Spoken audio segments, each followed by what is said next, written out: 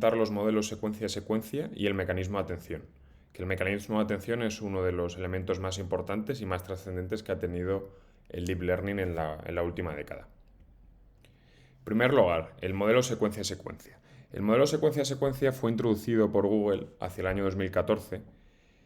Consta de es una manera de procesar una secuencia de entrada y devolver de tamaño variable y devolver una secuencia de salida también de tamaño variable. Se puede ver su efecto en cómo empezó a cambiar el traductor de Google hacia ese año, porque empezó utilizando modelos secuencia-secuencia y fueron muy potentes comparado con cualquier otro modelo de este tipo, sobre todo para la traducción automática. Este modelo consta de dos partes, un encoder, el codificador, y un decoder, el decodificador. Básicamente el encoder es una red recurrente que mapea una señal de entrada, una secuencia, en este caso palabras, bonjour le monde, y se queda con el último estado. Ese estado es el encoded vector, el vector codificado. Se llama vector codificado porque ha procesado toda la secuencia de entrada y la deja solo en un vector. Entonces mapea una secuencia de tamaño variable en un vector de tamaño fijo. Luego ese vector se introduce al decoder, como el estado inicial, que también es una red recurrente, que va generando palabra a palabra, hasta llegar, por ejemplo, al end of sequence y acabar. Entonces es un modelo muy importante y vamos a ver algunas de sus aplicaciones.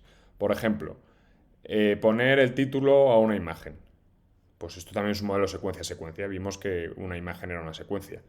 Lo podemos pasar una imagen, por ejemplo, de estas jirafas, a un modelo de una red convolucional preentrenada y el feature vector final, la capa de salida que hemos cortado, sería nuestro vector codificado, por ejemplo. Entonces eso lo pasamos a una red recurrente, que sería el decoder, y vamos generando palabra a palabra. Pues 4 jirafas de pie comiendo hasta que se acabe, que suele empezar con un carácter que es el start y un carácter que es el end. Cada una es un softmax con todo el vocabulario, como hemos ido viendo. Cuando el end es la palabra más probable, pues se acaba la frase. También, como veremos en una práctica, para romper los CAPTCHA, que a esto hace 10 años se hablaba de ellos como que era imposible, hace 10-15 años era imposible romperlos y es lo que se usaba para ver si eras un robot o no. Pues aquí lo mismo, pasas una red convolucional, un feature vector y lo pasas a una recurrente para ver los números. Ya veréis que con media hora se puede romper esto con un modelo sin necesidad de transfer learning. ¿Qué pasa? Para frases muy sencillas, simplemente lo que se hace, si nosotros queremos codificar la frase para traducir ¿qué tal estás? Pues es una frase muy pequeña. Entonces, ¿qué habría que hacer? Muy parecido a la parte cuando hablamos en un lugar de la mancha. Primero, tenemos el vector codificado, que es el vector inicial, y la palabra es begin of sentence, puede ser start. Entonces aquí tendríamos una softmax con un montón de palabras dado nuestro estado. Entonces podemos coger la que más probabilidad tenga, que en este caso pues será how, pero luego puede haber cualquiera. Moon, lo que sea. Entonces otras tendrán un valor muy pequeño. Entonces cogemos la que más y se lo pasamos como entrada al siguiente, how. Entonces, ¿cuál es la probabilidad? Esto aquí habrá otra softmax y cuál será la probabilidad de art dado how y el vector codificado inicial. Así con todas hasta que lleguemos a la última, que es que se acabe la frase. Entonces ahí lo tendríamos decidido. Esto funciona para frases cortas y funciona muy bien. Esto se llama la manera greedy, que es coger la palabra que más probable, que tenga el softmax más probable. ¿Qué pasa? Que eso no siempre es la manera óptima. Por ejemplo, aquí tenemos una misma frase. El año pasado volví a ir a Roma con mis amigos, una traducida por Google Translator y otra por DeepL. Vemos que se pueden generar muchos tipos de secuencias diferentes de salida. Entonces, cuanto más larga sea, pues más variable puede ser. Entonces aquí miraremos, no profundizaremos en esto, estrategias de búsqueda posibles. La primera, que es la greedy, es coger el softmax, la máxima, la que máxima probabilidad tenga. Pero luego hay otras, por ejemplo el beam search, que simplemente tenemos un parámetro que es b, entonces cogemos, por ejemplo, de la primera, si volvemos aquí, de la primera salida, las 3 palabras más importantes. Las metemos aquí y de esas 3 salidas, que serían 9 en total, cogemos otras 3. Entonces nos vamos quedando con unas cuantas para ir viendo posibilidades. Entonces ahí vamos buscando más posibles alternativas. Eso es lo que se llama beam search. Esto, el encoder, los modelos sec2sec del 2014, pues funcionaron muy bien, sobre todo para frases pequeñas. Se podía ver en esa época en el Google Translator. Lo que pasa es que se veía que empezaba a degradar mucho el performance a medida que aumentaba el tamaño de las frases. Lo mismo que nos pasaba con las recurrentes y las LSTM y las GRU. Entonces, cuanto más largo, las dependencias a largo plazo se perdían. ¿Por qué? Pues si nos podemos a pensar, si yo quiero traducir una frase, el modelo sec2sec lo que hace sería más o menos memorizar toda la frase en un vector y a partir de eso traducir.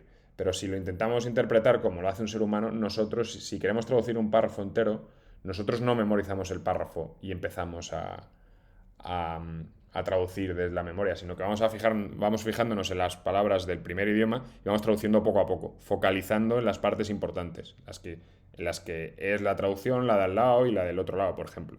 Esto es un mecanismo de atención, que es concentrarse de manera selectiva en las partes importantes. Además de proveer bastante más potencia al algoritmo, lo hace que sea mucho más interpretable. Aquí tenéis el enlace al paper original. Este mecanismo lo acabamos de formular con palabras, hay que pasarlo a nivel matemático. Es muy importante porque ha marcado mucho el deep learning posteriormente. Otra manera de ver el mecanismo de atención, por ejemplo, si yo pongo una foto de un profesor dando una clase y yo pregunto, ¿quién es el profesor? Pues el mecanismo de atención es no fijarse en la ventana, en el radiador, en los bolígrafos, sino en la silueta del profesor, en la tarima, en la pizarra. Eso es un poco el mecanismo de atención. Vale, esto lo hemos dicho con palabras, pero habría que formularlo matemáticamente. Luego en Keras va a ser sencillo, o sea, esto sería complejo de entender y sería como para un curso más avanzado. Y no es necesario, porque luego programarlo es muy simple, como cualquier otra capa. Si queremos traducir cuál es tu nombre, que era la manera original, era procesarlo todo con una recurrente, fijarlo en un encoded vector y pasarlo al decoder.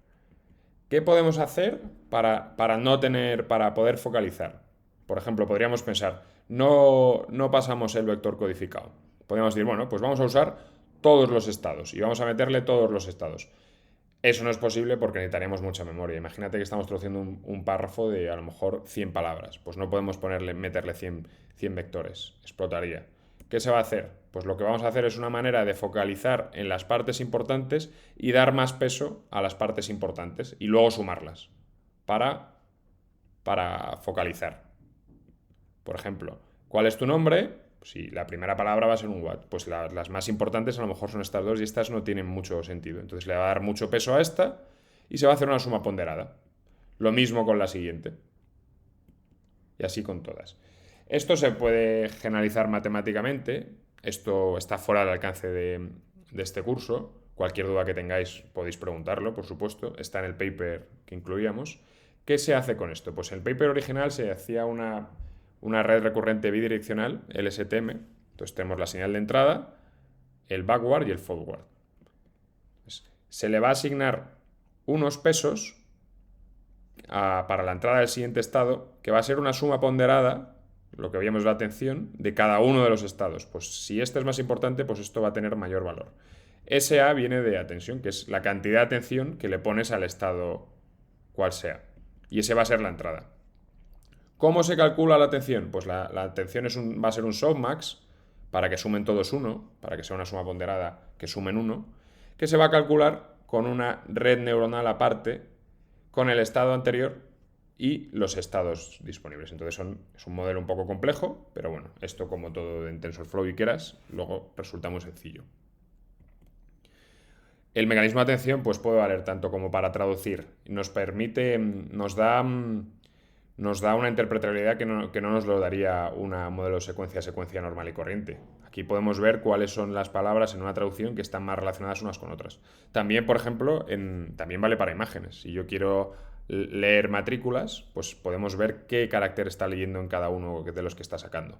Cosa que si metiéramos un modelo sec2sec no lo sabríamos. Entonces esto nos da mucha interpretabilidad.